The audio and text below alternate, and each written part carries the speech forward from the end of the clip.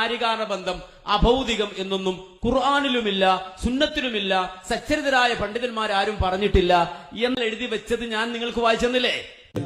മുജാഹിദുകള് അഭൗതികം, അദൃശ്യം, കാര്യകാരണ ബന്ധങ്ങൾക്ക് അതീതം എന്നൊക്കെ പറഞ്ഞുകൊണ്ട് അള്ളാഹുവിനോട് മാത്രം ചോദിക്കേണ്ടത് അള്ളാഹു അല്ലാത്തവരോട് ചോദിക്കാവുന്നത്, ഇതൊക്കെ വേർതിരിച്ചെടുക്കുന്നത് തന്നിഷ്ടപ്രകാരമല്ല, ഒരു പുസ്തകത്തിൽ ആരെങ്കിലും എഴുതിയ ഉദ്ധരണിയിൽ നിന്നല്ല, ഒരു കിതാബിന്റെ ഇബാറത്തിൽ നിന്നല്ല, അള്ളാഹുവിന്റെ കിതാബ് ഖുർആനിൽ നിന്നും റസൂലുള്ളാഹി സ്വല്ലല്ലാഹു അലൈഹി വസല്ലമയുടെ സുന്നത്തിൽ നിന്നുമാണ്.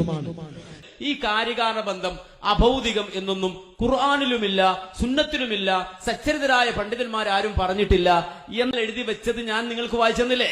ഈ അഭൗതികം, അദൃശ്യം എന്നുള്ളത് അത് വിശുദ്ധ ഖുർആനിൽ നിന്ന് തന്നെ വളരെ കൃത്യമായി മനസ്സിലാക്കാവുന്നതാണ്.